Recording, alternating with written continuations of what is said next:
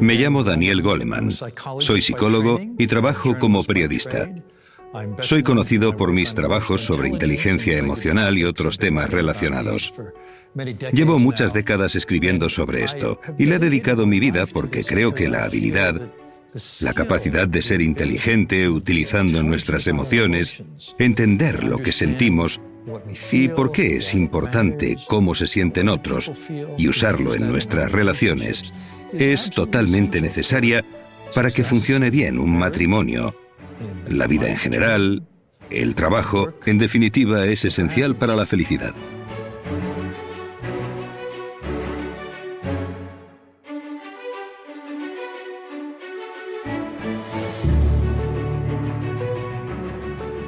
Hola, señor Goleman. Hola. Me llamo María Luisa. Soy madre de una niña maravillosa de 9 años. Es un honor estar hoy con usted. Es fantástico pasar un rato con usted, poder hacerle unas preguntas y que forme parte de este magnífico proyecto que es Aprendemos Juntos. Muchas gracias por estar aquí. Gracias, muchas gracias. Es un placer. Una visita rápida. Gracias. ¿Empezamos con lo fundamental? Sí. Porque probablemente la mayoría de gente que nos ve son padres como yo. Y puede que no estén muy familiarizados con lo que implica la inteligencia emocional. Si nos pudiera dar una descripción, sería genial. Claro, la inteligencia emocional tiene que ver con las habilidades personales, no es un aprendizaje académico. Se centra en cómo te manejas a ti mismo y tus relaciones. Hay 4 partes. La primera es la conciencia de uno mismo, es decir, saber lo que sientes, por qué lo sientes, lo que determina sus consecuencias, lo que puedes hacer bien o mal. Después, gestionarse a uno mismo, ser capaz de cumplir tus metas, ser positivo ante los contratiempos, controlar las emociones perturbadoras para que no te destrocen la vida o te impidan hacer lo que quieras hacer. En tercer lugar, la empatía, entender cómo se sienten los demás. Las personas no lo dicen todo con palabras, sino con el tono de voz, con el lenguaje no verbal, etc. Así que ser capaz de entender eso, de entender el punto de vista del otro y utilizando eso saber qué le pasa a la otra persona. Por último, manejar bien las relaciones, colaborar, ser bueno en un equipo, resolver conflictos, influenciar a la gente, persuadir, comunicarse, escuchar, todas esas habilidades. De eso trata la inteligencia emocional. ¿Qué significa ser inteligente con relación a nuestras emociones? Ese es exactamente el objetivo de la inteligencia emocional. A eso se refiere realmente. Primero creo que es importante darse cuenta de que cada emoción tiene su lugar. Cada emoción es un mensaje importante. El problema empieza cuando las emociones se vuelven muy fuertes o están muy fuera de lugar, son inapropiadas o duran demasiado tiempo.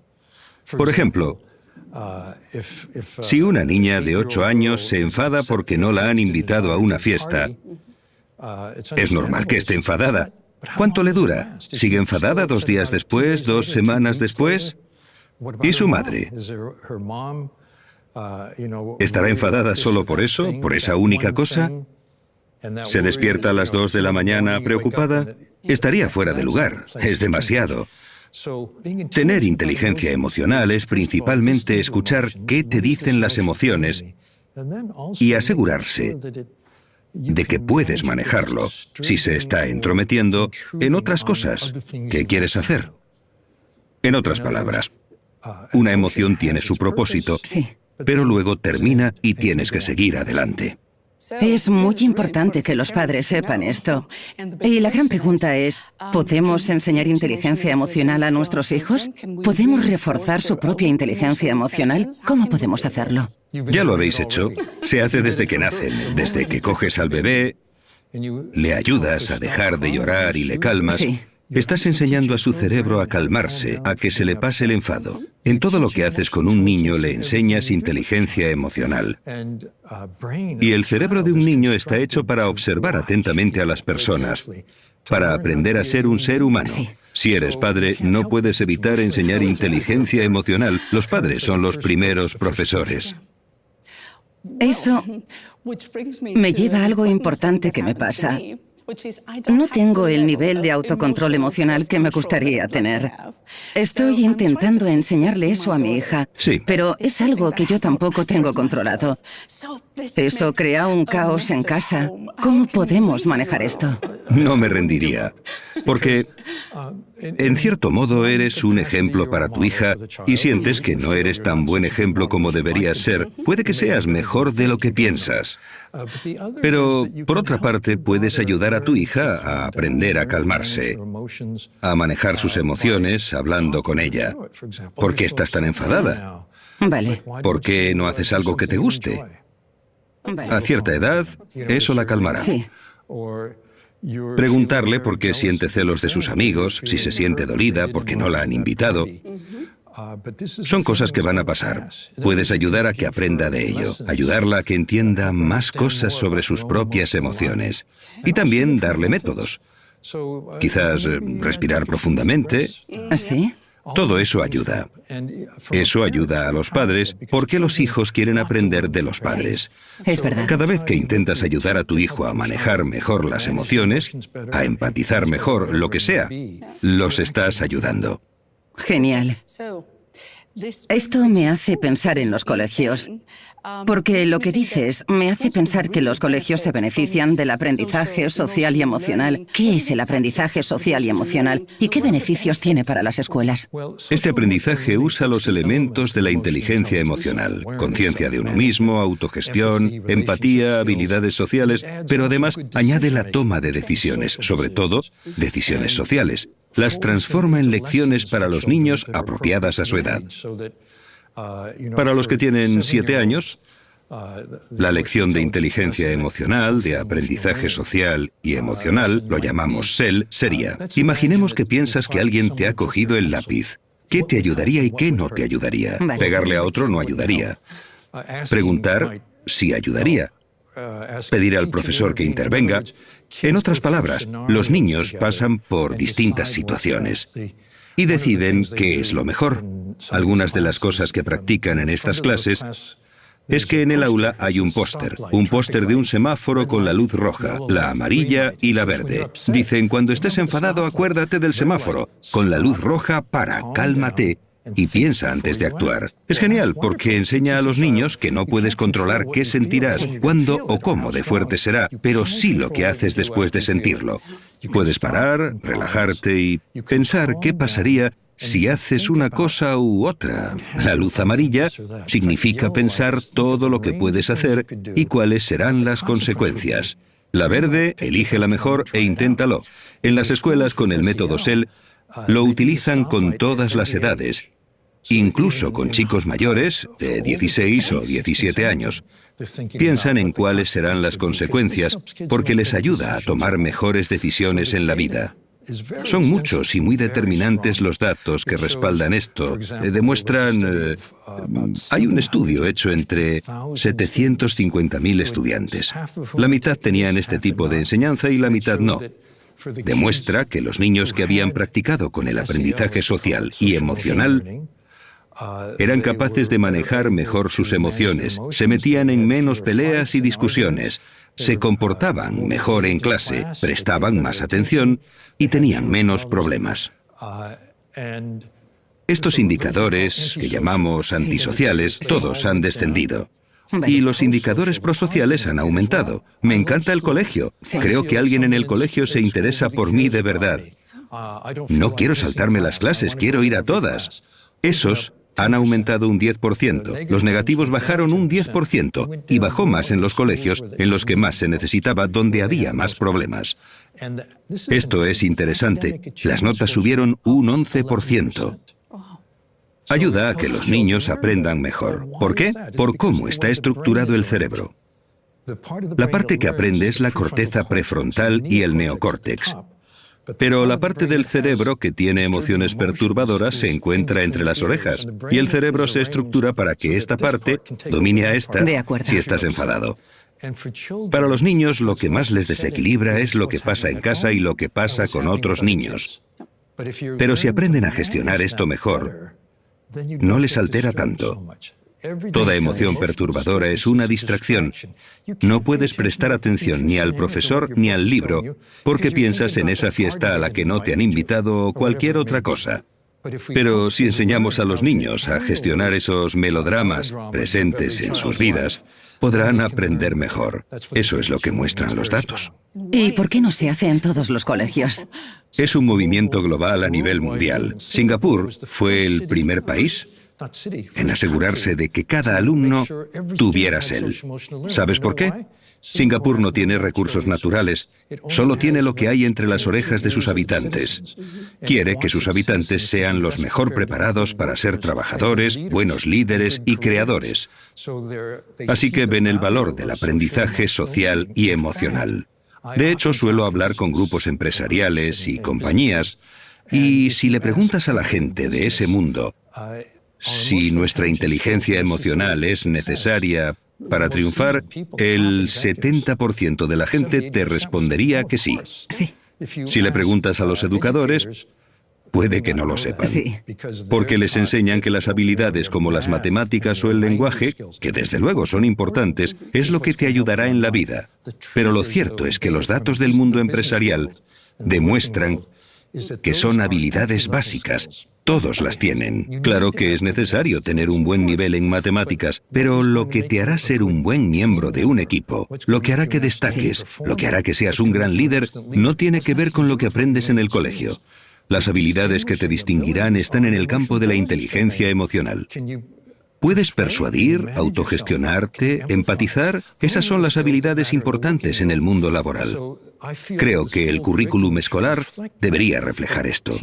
Enseñar esas habilidades de liderazgo, de ser un trabajador eficaz, buen ciudadano, buen esposo, buena esposa, buen padre, hay que enseñarlo en el colegio. Según dices, hay una conexión directa entre tu inteligencia emocional y tu éxito en la vida y en lo profesional, ¿no? Los datos son muy convincentes. Si observas los estudios que hacen las empresas para identificar los mejores líderes, los mejores trabajadores, concluyen en que lo que caracteriza a los grandes trabajadores es su inteligencia emocional. Ni lo que aprenden en el colegio, ni una habilidad técnica, ni el coeficiente intelectual. De hecho, hace poco vi un estudio sobre ingenieros y se calificaban entre ellos para ver cuál tenía más éxito.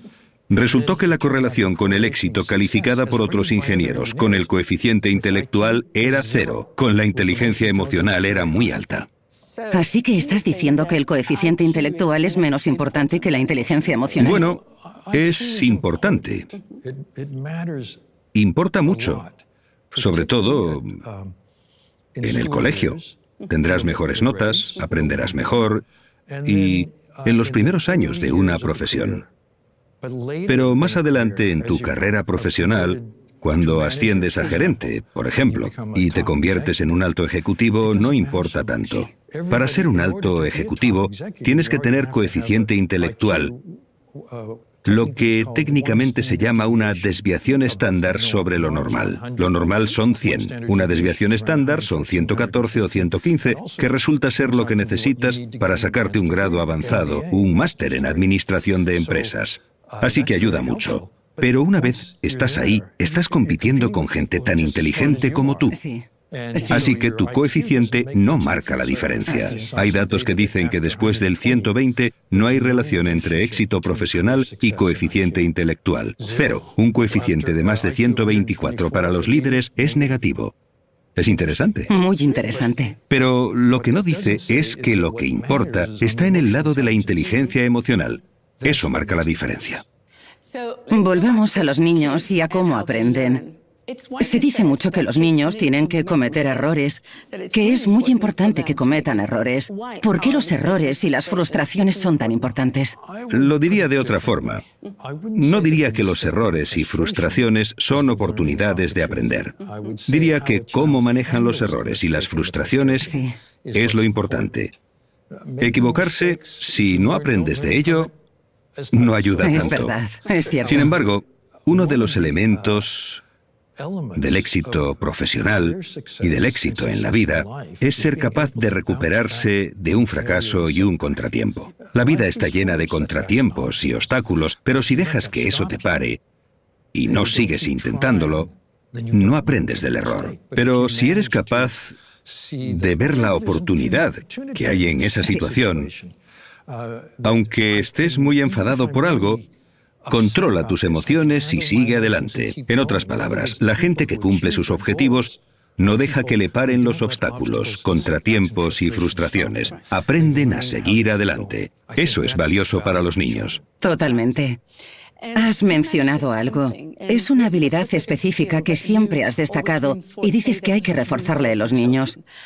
Es muy interesante la concentración. Sí. ¿Cuál es su importancia y cómo podemos enseñarla? Primero, es la capacidad de prestar atención o ignorar las distracciones. Poner atención en lo que quieres. No sacar el teléfono y jugar a un juego. No mandarle un mensaje a tu mejor amigo. No meterse en Facebook o lo que sea que hagan los niños hoy en día. Eso es una tentación, una seducción. Conversando un día con un compañero que estuvo en el equipo que inventó el primer iPhone, me decía: a los 20 años todos los ingenieros estábamos solteros. Lo intentamos hacer lo más atractivo posible. Ahora que tengo 2 hijos, me arrepiento. Es muy importante que los niños sean capaces, sobre todo en este mundo lleno de distracciones tecnológicas, de poner la atención donde quieran, porque la atención es la base del aprendizaje. Sí. ¿Por qué no enseñamos atención en los colegios? Los datos demuestran que cuanto más puedas concentrarte, mejor aprenderás. Hay una forma de hacerlo. Estuve en una clase de niños de 7 años en una zona muy pobre de Nueva York que se llama Spanish Harlem. Los niños de esa zona viven en viviendas de protección social. Hay mucha violencia, tienen una infancia muy difícil. Yo pensaba que la clase iba a ser muy caótica, pero me equivoqué. Estaban muy tranquilos y concentrados. Le pregunté a la profesora que qué pasaba. Me dijo: pasa esto. Todos los días hacemos algo que se llama amiguitos de peluche.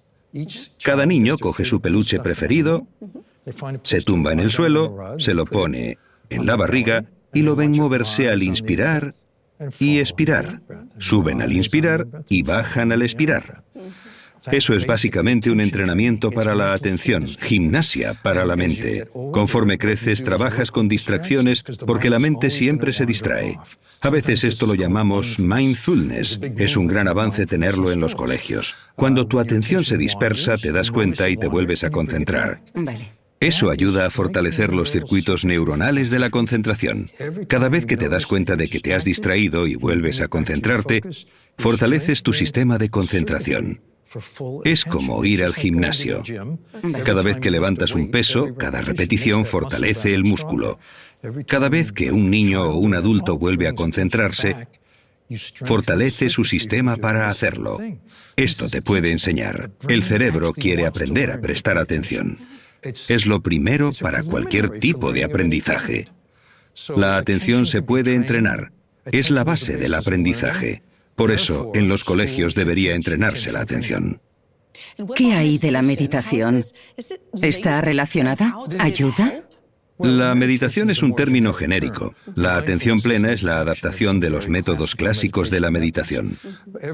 Acabo de escribir un libro sobre la ciencia de la meditación, teniendo en cuenta los estudios académicos científicos. Y hemos encontrado que la atención plena o entrenamiento de la atención, prefiero ese término al de meditación, fortalece la concentración. En la época de la universidad, si practicas esto, resulta que obtienes mejores resultados en el examen de acceso a la escuela de posgrado. Tienes mejores notas. Si te preocupas por tus hijos, querrás que tengan esa capacidad. Sí, esto es algo realmente importante que hay que enseñar a los niños y es algo que debería enseñarse en los colegios. Se enseña lo que se conoce en ciencias como el control cognitivo. Es la habilidad de concentrarte en lo que quieres e ignorar las distracciones.